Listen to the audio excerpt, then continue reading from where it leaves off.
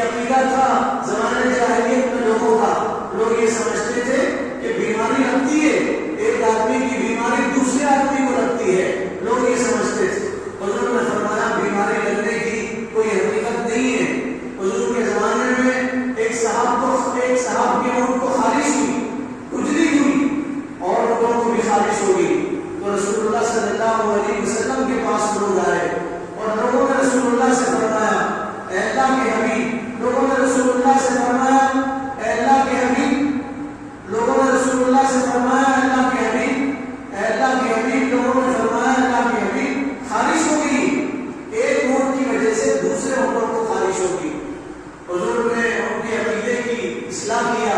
اور یہ فرمایا کہ بتاؤ پہلے ان کو خواہش کہاں سے ہوئی تھی؟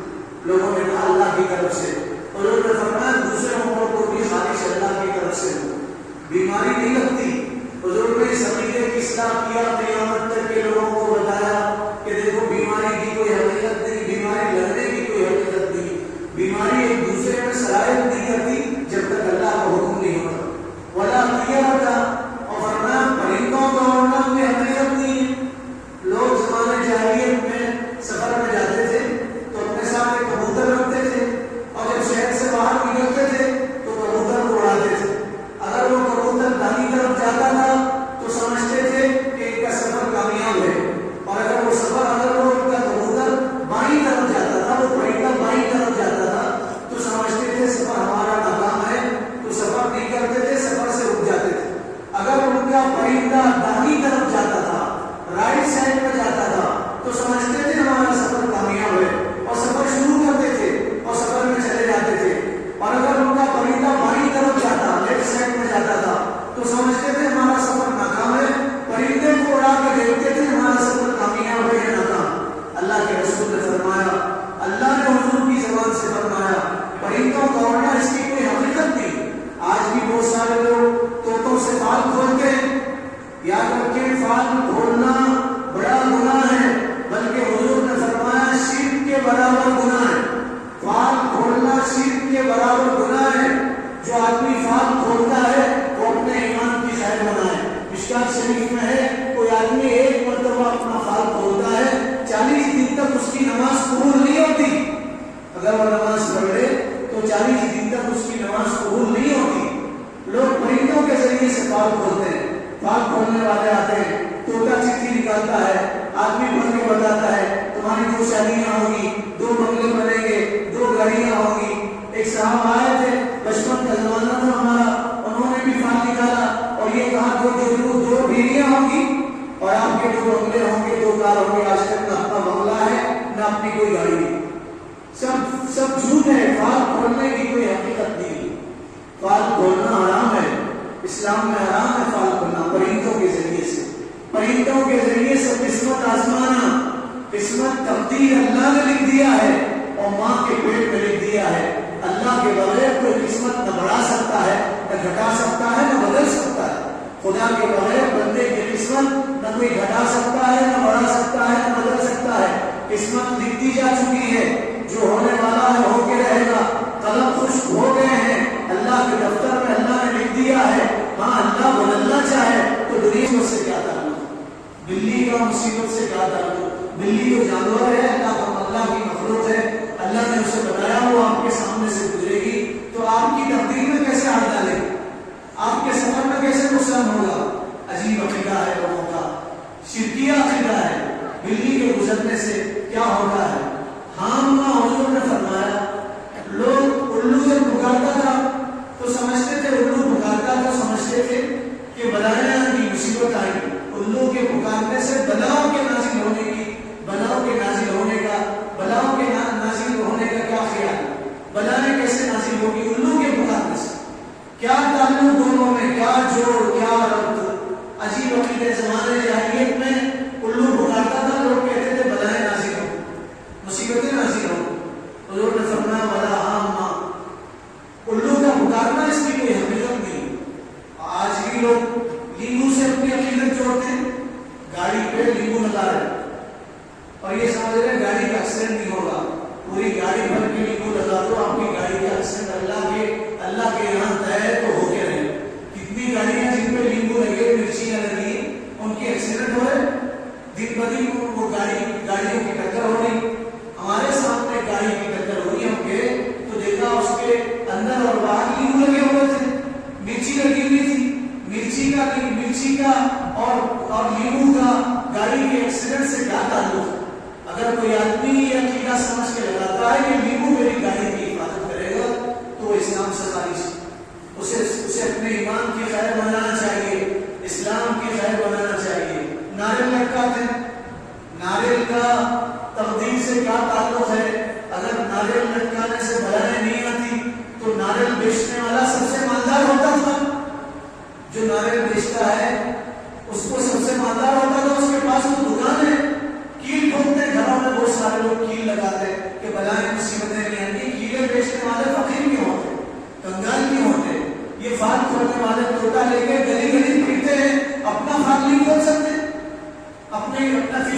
بتا سکتے, اپنی زندگی کے بارے میں نہیں بتا سکتے. کوئی کسی کی زندگی کے بارے میں نہیں جانتا, وہ تو جانور ہے, مخلوق ہے. ایک صاحب ایک جگہ تماشا لگائے ہوئے تھے. اس بات کو اپنے دل میں بٹھا لو میرے بھائیوں, دل کے کانوں سے سنو. ایک صاحب ایک جگہ تماشا لگائے ہوئے تھے. کیا تماشا تھا؟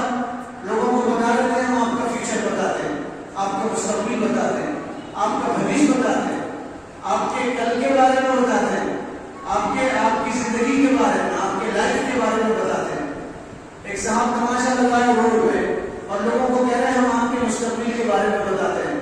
ایک صاحب پڑھے لکھے آئے, انہوں نے کہا اچھا میرا مستقبل بتاؤ. کہا ہم سب کا مستقبل بتاتے ہیں, آپ کا بھی مستقبل بتائیں گے, آپ کا بھوش بتائیں گے. اب جو بھوش پوچھنے والے صاحب تھے انہوں نے اپنے ہاتھ میں پتھر لیا اور یہ کہا میرا بھوش بعد میں بتائیے, آپ اپنا بھوش تو بتائیے, یہ پتھر آپ کے سر پر پڑے گا نہیں پڑے گا؟ وہ کہتے نہیں پڑے گا تو نہیں مارنے والے تھے. اب وہ جو بھوش بتانے والا تھا اس کی دھوتیاں اڑ گئی, اس کے پسینے نکل گئے, اس کے پیروں تلے زمین نکل گئی اور وہ رو کے کہنے لگا پیٹ کا مسئلہ ہے, بھوش میں اپنا نہیں بتا سکتا, دوسروں کا کیا بتاؤں گا, پیٹ کے لیے میں سب کچھ کر رہا ہوں. بھوش بتانے والا لوگوں سے بھیک مانگتا ہے. آپ دیکھو جادو بتانے والا بعد میں آخر میں لوگوں سے بھیک مانگتا ہے. 100 کی نوٹ کو 500 میں بدلتا ہے اور بعد میں کٹورا لے کے کہتا ہے مجھے دے دو, کچھ دے دو, میرے پیٹ کا مسئلہ ہے, یہ سانپ جو تمہارے سامنے ہے اس کو کھلانے کا مسئلہ ہے, یہ گھوس کو کھلانے کا مسئلہ ہے, بچوں کو کھلانے کا مسئلہ ہے. بعد میں وہ بھیک مانگتا ہے. نہ کوئی کسی پہ جادو کر سکتا ہے جب تک اللہ چاہے, نہ کوئی کسی کا بھوش بتا سکتا ہے, نہ کوئی کسی کی تقدیر بدل سکتا ہے. لوگ کہتے ہیں نگینے تقدیر بدلتے ہیں, پتھر تقدیر بدلتے ہیں. ہاتھوں میں ایسے نگینے پہنتے ہیں, بوٹیاں پہنتے ہیں جس پر پتھر لگاتے ہیں. عقیدہ فلاں کلر کا اگر پہنیں گے آپ تو آپ کا مستقبل سنورے گا اور آپ کا مستقبل اچھا ہوگا. نگینے کا, پتھر کا تقدیر سے کیا تعلق, بےجان چیز کا تقدیر سے کیا تعلق. رسول اللہ صلی اللہ علیہ وسلم نے فرمایا ان کی کوئی حقیقت نہیں ہے. زمانے جاہلیت میں لوگ کہتے تھے روحیں بھٹکتی ہیں, جیسے آج بھی مسلمان غیر مسلموں کے ساتھ رہ کے کہتے ہیں روحیں بھٹکتی ہیں. نیک لوگوں کی روحیں الگ جگہ جاتی ہیں, بد لوگوں کی روحیں الگ جگہ جاتی ہیں. دنیا میں روحیں بھٹکنے کا کوئی تعلق ہی نہیں, حقیقت ہی نہیں ہے اس میں, نہ قرآن میں ہے نہ حدیث میں ہے کہ روحیں بھٹکتی ہیں. وہ تو مشرکوں کا عقیدہ ہے, بت پرست کہتے ہیں اور وہ یہ سمجھتے ہیں روحیں بھٹکتی ہیں. آپ یہ بات خود سنیے, دوسروں تک پہنچائیے, روحیں نہیں بھٹکتی. لوگ کہتے ہیں اس کے آنکھ میں اس کی روح آ گئی, اس کے بدن میں اس کی روح آ گئی, اس کی روح بھٹک رہی تھی. ارے روح تو اللہ کے پاس چلے گی. اللہ تعالیٰ نے قرآن میں فرمایا سیسألونک عن الروح, یہ لوگ کافر لوگ اور بت پرست لوگ, اللہ کو نہیں ماننے والے لوگ, رسول کی رسالت کا انکار کرنے والے لوگ آپ سے پوچھتے ہیں روح کے بارے میں. روح کیا چیز ہے؟ یسألونک عن الروح, یہ لوگ روح کے بارے میں پوچھتے ہیں. تو اللہ نے خود جواب دیا, فرمایا ان کو بتاؤ, ان مشرکوں کو بتاؤ, ان بت پرستوں کو بتاؤ, ان بدعقیدوں کو بتاؤ, قل الروح من امر ربی, روح اللہ کے حکم سے آتی ہے, اللہ کے حکم سے جاتی ہے. جب اللہ کا حکم ہوگا ماں کے پیٹ میں روح آئے گی, جب اللہ کا حکم ہوگا دنیا کی زندگی میں آدمی کے بدن سے روح نکل کے چلی جائے گی. روح بھٹکنے کا کوئی عقیدہ نہیں ہے اسلام میں, روح بھٹکنے کی کوئی حقیقت نہیں ہے. یہ کافر لوگ کہتے ہیں, مشرک لوگ کہتے ہیں کسی کے بدن میں روح نہیں آتی. لوگ کہتے تھے جنگلوں میں روح بھٹکتی, فلاں کی روح بھٹک رہی, فلاں کی روح بھٹک رہی. حضور نے فرمایا روح بھٹکنے کی کوئی حقیقت نہیں ہے. مرنے کے بعد روح تو اللہ کے پاس چلی جاتی ہے, روح اللہ کے پاس چلی جاتی ہے. اصل عذاب روح کو ہوتا ہے, جسم کو نہیں ہوتا. جسم کو تو کیڑے کھا جاتے ہیں, مٹی کھا جاتی ہے, جسم گل جاتا ہے, سڑ جاتا ہے. جسم اصل نہیں ہے, روح اصل. روح اللہ کے پاس پہنچ جاتی ہے. روح بھٹکنے کی کوئی حقیقت نہیں ہے. تو رسول اللہ صلی اللہ علیہ وسلم نے فرمایا بیماری کے لگنے کی کوئی حقیقت نہیں, پرندوں کے اڑنے کی کوئی حقیقت نہیں, روح کے بھٹکنے کی کوئی حقیقت نہیں ہے, الو کے چیخنے اور پکارنے اور رونے کی کوئی حقیقت نہیں. پھر حضور نے آخر میں فرمایا ولا سفر, سنو سفر کی بھی کوئی حقیقت نہیں ہے. لوگ سفر کے مہینے کو منحوس سمجھتے تھے اور یہ کہتے تھے سفر میں بلائیں نازل ہوتی ہیں اور مصیبتیں نازل ہوتی ہیں. حضور نے فرمایا سفر میں نہ بلائیں نازل ہوتی نہ مصیبتیں نازل ہوتی. آپ نے فرمایا سفر کا مہینہ تو کامیابی کا مہینہ. کیا جوڑ ہے ہماری سوچ میں اور رسول اللہ صلی اللہ علیہ وسلم کے بول میں، ہماری زندگی میں اور رسول اللہ صلی اللہ علیہ وسلم کے قول میں۔ حضور فرما رہے سفر کا مہینہ یہ کامیابی کا مہینہ، سفر کا مہینہ یہ خیر کا مہینہ۔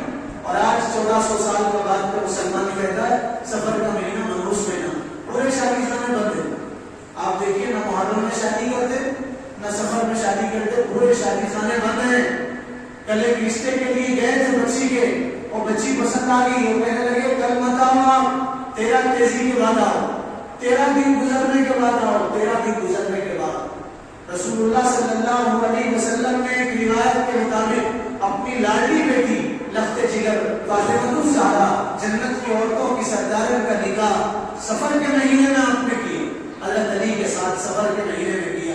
لوگ کہتے ہیں اس مہینے میں جو شادی ہوتی ہے وہ شادی ادھوری ہوتی ہے، شادی نامکمل ہوتی ہے اور وہ شادی ٹوٹ جاتی ہے۔ بتاؤ حضرت علی حضرت فاطمہ کی جیسی شادی کس کی شادی ہوئی دنیا میں، اور ان جیسی خوبصورت جوڑی کس کی جوڑی، اور اس جیسی سب سے اچھی جوڑی دنیا میں کس کی جوڑی ہو سکتی ہے؟ کتنی محبت تھی حضرت علی میں حضرت فاطمہ، کتنا تعلق تھا۔ لوگ شوال کے مہینے میں شادی نہیں کرتے تھے، زمانے جاہلیت میں لوگ شوال کے مہینے میں شادی نہیں کرتے تھے، اور یہ کہتے تھے شوال میں ہونے والی شادیاں یہ ختم ہو جاتی ہیں، ٹوٹ جاتی ہیں۔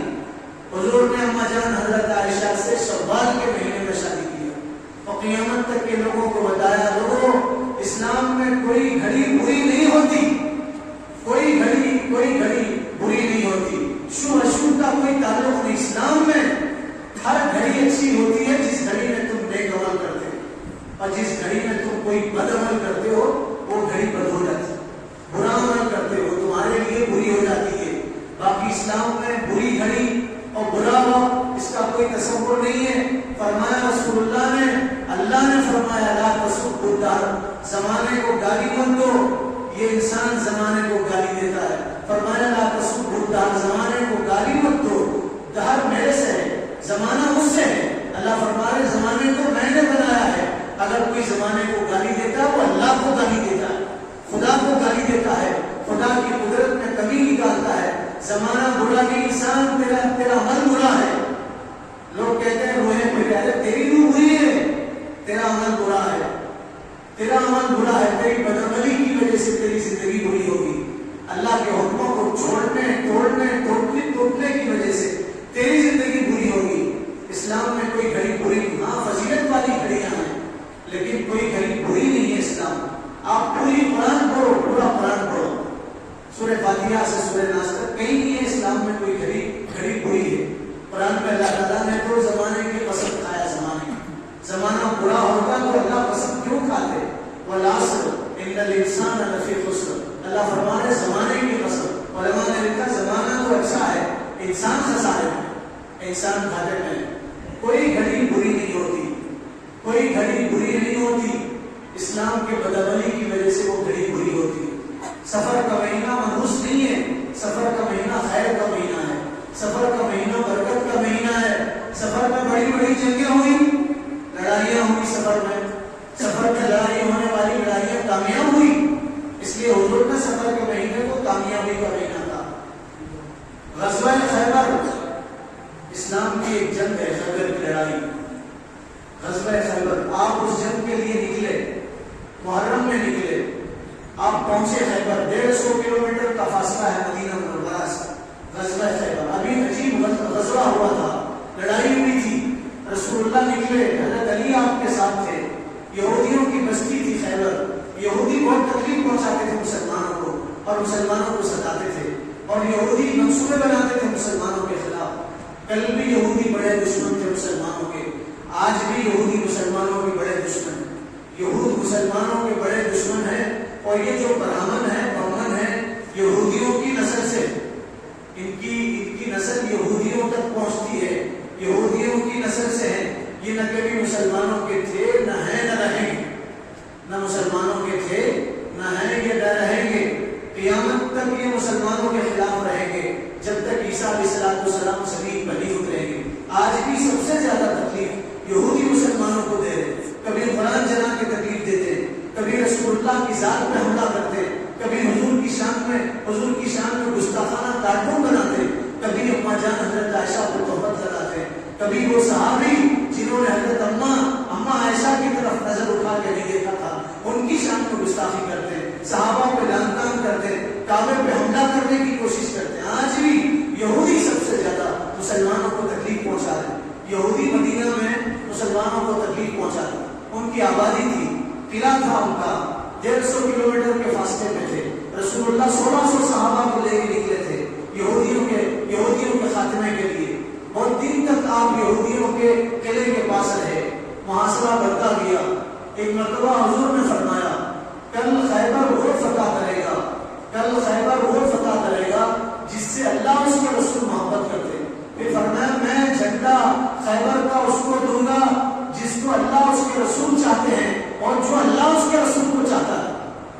حضرت عمر فرماتے ہیں زندگی میں کبھی بھی عہدے کی لالچ نہیں ہوئی اور خواہش نہیں ہوئی کہ مجھے کوئی عہدہ ملے، لیکن اس رات خواہش ہوئی کہ کل خیبر میرے ہاتھ سے فتح ہو، جھنڈا مجھے ملے، اس لیے کہ حضور نے فرمایا خیبر وہ فتح کرے گا جو اللہ اس کے رسول سے محبت کرتا ہے، جھنڈا اس کو ملے گا جس سے اللہ اس کے رسول محبت کرتے۔ تو حضرت عمر فرماتے میری خواہش تھی جھنڈا مجھے ملے، رات اسی کرب میں گزر گئی، بے چینی میں گزر گئی۔ صبح ہوئی تو رسول اللہ کی نظریں کسی کو ڈھونڈ رہی تھی، میں قریب گیا، میں سمجھا رسول اللہ جھنڈا مجھے دیں گے۔ حضور سے میں نے پوچھا اے اللہ کے نبی آپ کسی کو تلاش کر رہے ہیں؟ تو رسول اللہ نے فرمایا ہاں میں علی کو تلاش کر رہا ہوں، علی کو لاؤ۔ لوگ حضرت علی کے پاس گئے، علی کی طبیعت خراب تھی، بخار تھا، حضرت علی کی آنکھیں آ گئی تھی، آنکھوں میں درد تھا، آشور چشم کی بیماری ہو گئی تھی، آنکھوں سے آنسو نکل رہے تھے، آنکھیں لال ہو گئی تھی۔ حضرت علی حضور کے پاس آئے اور آگے کہا اللہ کے نبی میں حاضر ہوں۔ رسول اللہ نے فرمایا علی خیبر تم فتح کرو گے اس لیے کہ تم اللہ رسول سے محبت کرتے ہو، اللہ رسول تم سے محبت کرتے ہیں، یہ جھنڈا لو اور خیبر کو فتح کرو۔ حضرت علی نے فرمایا اے اللہ کے نبی میں تو بیمار ہوں، کمزور ہو گیا ہوں، اور فرمایا میری آنکھوں میں درد ہے۔ تو حضور نے اپنا دعاب نکالا اور نکال کے حضرت علی کی آنکھوں میں لگایا۔ جس کی آنکھوں میں رسول اللہ کا دعاب لگے اس کی کیا قسمت، حضرت علی کی قسمت جاگی۔ پوری زندگی کبھی حضرت علی کی آنکھ میں درد نہیں ہوا اور حضرت علی کی آنکھ میں تکلیف نہیں ہوئی اور حضرت علی کی آنکھ خراب نہیں ہوئی۔ پھر رسول اللہ نے حضرت علی کو سینے سے لگایا، دعا دیا اور یہ فرمایا علی جاؤ تمہیں موسم کا اثر نہیں ہوگا، اللہ تعالیٰ تمہاری بیماری کو دور کریں گے۔ علی صحت مند ہوئے، خیبر کا دروازہ 40 لوگ مل کے کھولتے تھے، تنہا حضرت علی نے اسے اکھاڑا اور اکھاڑ کے پھینک دیا اور حضرت علی کے ذریعے سے خیبر فتح ہوا۔ اسی لیے حضرت علی کو فاتح خیبر کہا جاتا ہے۔ خیبر کب فتح ہوا؟ خیبر فتح ہوا یہ سفر کے مہینے، اور ہم سفر کو بنوس سمجھتے، سفر تو خیر کا مہینہ، کامیابی کا مہینہ۔ پھر رسول اللہ سفر کے مہینے سے واپس آ رہے تھے، خیبر کی فتح سے واپس آ رہے تھے، خیبر کی فتح سے واپس آ رہے تھے۔ حضرت صفیہ رضی اللہ تعالیٰ عنہ قیدیوں میں تھی۔ حضرت صفیہ ایک یہودی کی بیٹی تھی، صفیہ ایک یہودی کی بیٹی تھی اور ایک یہودی کی بیوی تھی۔ حضرت صفیہ ایک یہودی کی بیٹی تھی اور حضرت صفیہ ایک یہودی کی بیوی تھی۔ ان کے شوہر ان کے وہ مارے گئے تھے اور یہ بیوہ ہو گئی تھی حضرت صفیہ کے بارے میں حضور فرماتے تھے صفیہ موسیٰ علیہ السلام کی بھتیجی ہارون علیہ السلام کی بیٹی، ہارون علیہ السلام کے خاندان سے حضرت صفیہ رضی اللہ عنہ۔ فرمایا موسیٰ کی بھتیجی ہے، ہارون کی بیٹی ہے اور محمد صلی اللہ علیہ وسلم کی بیوی۔ ایک مرتبہ حضرت عائشہ نے حضرت صفیہ کو کچھ کہا تو حضرت صفیہ رونے لگی، تو حضور نے فرمایا صفیہ روتی کیوں ہے؟ تمہاری شان تو دیکھو، تم ایک نبی کی بھتیجی ہو، موسیٰ کی بھتیجی ہو، ہارون کی بیٹی ہو اور پھر ایک نبی محمد صلی اللہ علیہ وسلم کی بیوی۔ آپ جب خیبر سے واپس آ رہے تھے تو آپ نے حضرت صفیہ کو اپنے نکاح کے لیے قبول فرمایا اور راستے میں آپ نے حضرت صفیہ سے نکاح فرمایا، اور جب صبح ہوئی تو آپ نے صحابہ سے فرمایا جس کے پاس کھانے کی جو چیزیں بنا لے، تو کوئی کھجور لے کے آیا، کوئی ستو لے کے آیا، کوئی دودھ لے کے آیا، حضور نے فرمایا کھاؤ۔ کھانے کے بعد فرمایا یہ تمہارے نبی کا ولیمہ ہے، حضرت صفیہ کا ولیمہ ہے، ولیمہ نبی کا تناول فرماؤ۔ آپ نے ولیمہ کر دیا خیبر سے واپسی، اور بتایا دیکھو شادی سفر میں ہوئی، ولیمہ سفر میں ہوا، خیبر فتح سفر میں ہوا، اور لوگ سفر کو منحوس سمجھتے ہیں۔ یاد رکھو میرے بھائیوں، بنیادی عقیدہ اسلام کا یہ ہے جو کچھ کرنے والی ذات ہے وہ اللہ کی ہے۔ بیماری اللہ دیتے، شفا اللہ دیتے، روزی اللہ دیتے، بھوکا اللہ مارتے، جلاتے اللہ ہیں، سلاتے اللہ ہیں۔ اللہ کے علاوہ دنیا کی کوئی طاقت کچھ نہیں کر سکتی، اولاد اللہ دیتے، اللہ کے علاوہ کوئی اولاد نہیں دے سکتے۔ حضرت عمر رضی اللہ تعالیٰ عنہ کا زمانہ ہے، حضرت عمر امیر المومنین ہے، مصر فتح ہوا، مصر کی سرزمین بڑی سرخیز زمین تھی، مصر کی زمین سونا اگلتی تھی، مصر میں ہریالی تھی، مصر میں سب چیزیں اگتی تھی، اناج اگتا تھا، غلہ اگتا تھا، پھل اگتے تھے، فروٹ اگتے تھے، سبزیاں اگتی تھی۔ مصر کے لوگ بڑی اچھی زندگی گزارتے تھے۔ مصر کے بیچ سے ایک دریا بہتی تھی، وہ دریا سال میں ایک مرتبہ خشک ہو جاتا تھا، پانی ختم ہو جاتا تھا۔ تو ان کا عقیدہ یہ تھا دریا سال میں ایک مرتبہ ایک کنواری لڑکی کو مانگتا ہے، ایسی لڑکی جس کی شادی نہیں ہوئی، جس نے کسی مرد کی صورت نہیں دیکھا، ایسی لڑکی جس کا نکاح نہیں ہوا، اس لڑکی کو بنا سنوار کے دریا بوٹ کر دیتے تھے، دریا کے حوالے کر دیتے تھے، اور اس کے بعد دریا میں سے پانی آتا تھا۔ ان کا عقیدہ یہ تھا سال میں ایک مرتبہ یہ دریا ہم سے ناراض ہوتا ہے اور خشک ہو جاتا ہے، اور دریا ایک کنواری لڑکی کو مانگتا ہے، تو ایک کنواری لڑکی کو دریا کے بھیڑ چڑھا دیتے تھے اور دریا میں ڈال دیتے تھے، اور بعض مرتبہ اس کو ذبح کر کے ڈال دیتے تھے، اسے مار دیتے تھے، اس کو دلہن کا لباس پہناتے تھے، سرخ جوڑے میں اسے سجاتے تھے، اور پھر سجا کے اسے دریا کے حوالے کرتے تھے۔ جب اسلام آیا، مصر فتح ہوا، عمرو بن عاص رضی اللہ تعالیٰ عنہ فاتح مصر بنے، تو انہوں نے دیکھا ایک دن لوگ ایک لڑکی کو، کنواری لڑکی کو دلہن بنا کے لے جا رہے اور دریا کے کنارے لے جا رہے۔ پوچھا بھی یہ کیا رسم ہے، لوگ اتنے جمع کیوں ہیں؟ تو لوگوں نے کہا سال میں ایک مرتبہ ہم ایک لڑکی کو دریا میں ڈال دیتے ہیں، اس کے بعد دریا ہمیں پانی دیتا ہے۔ حضرت عمر نے کوئی فیصلہ نہیں کیا، کہا تھوڑے دن رکو، ہمارے امیر مدینہ منورہ میں ہیں، ہم ان سے فیصلہ کریں گے، ان کا جواب مانگیں گے، ان کو یہ ساری تفصیل بھیجیں گے، ان کی طرف سے جو بات آئے گی اسے ہم سب مانیں گے، ہمارا ایک امیر ہے اس کی بات مانتے۔ جب سے مسلمانوں نے امیر بنانا چھوڑ دیا، اس وقت سے مسلمان ذلیل بننے لگے، بے عزت ہونے لگے۔ ہر آدمی امیر ہے، ہر آدمی امیر ہے، گلی میں آپ دیکھو ہر آدمی بڑا ہے، ہر آدمی سوچتا میری بات مانے۔ آپ کسی کی بات نہیں مانیں گے، آپ یہ سوچیں گے ہر آدمی میری بات مانے تو ہر آدمی بڑا ہے، کوئی آدمی چھوٹا نہیں ہوگا۔ بڑے پن کو اللہ تعالیٰ ختم کر دیتے، بڑے پن کو اللہ ذبح کر دیتے، ختم کر دیتے۔ بڑا پن اللہ کو منظور نہیں ہے، اور اللہ تعالیٰ بڑے بننے والے کو ختم کر دیتے۔ تو میں یہ عرض کر رہا تھا، حضرت عمر نے کوئی فیصلہ نہیں کیا، خط لکھا امیر المومنین عمر بن خطاب کو، اور یوں کہا کہ یہاں سال میں دریا خشک ہو جاتا ہے، ایک لڑکی کو دریا میں ڈالنا پڑتا ہے، آپ بتائیں ہم دریا میں لڑکی کو ڈالیں یا کوئی دوسرا کام کریں؟ تو حضرت عمر نے ایک چٹھی لکھا اور یوں کہا یہ چٹھی دریا میں ڈالو، لڑکی مت ڈالو، یہ چٹھی ڈالو۔ کاغذ کا ٹکڑا دیا، کہا یہ دریا میں ڈالو۔ وہ کاغذ کا ٹکڑا آیا، اور پھر وہ کاغذ کا ٹکڑا حضرت عمرو بن عاص کے پاس پہنچا۔ حضرت عمرو بن عاص نے لوگوں کو جمع کیا، صبح صبح گئے دریا کے پاس اور وہ کاغذ کا ٹکڑا دریا میں ڈالا۔ ابھی وہ کاغذ کا ٹکڑا دریا میں نہیں گرا تھا، دریا سے پانی جوش مارنے لگا اور پورا دریا پانی سے بھر گیا۔ آج تک اس دریا کا ایک انچ پانی کم نہیں ہوا، قیامت تک کم نہیں ہوگا۔ لوگوں نے حضرت عمر سے پوچھا تھا اس چٹھی میں آپ نے کیا لکھا تھا؟ تو حضرت عمر نے لکھا حضرت عمر نے کہا میں نے لکھا تھا بسم اللہ الرحمن الرحیم، میں شروع کرتا ہوں اللہ کے نام سے جو رحمان اور رحیم ہے۔ پھر میں نے لکھا تھا یہ خط عمر بن خطاب کے نام سے، مسلمانوں کے امیر عمر بن خطاب کے نام سے، دریائے نیل کے نام ہے۔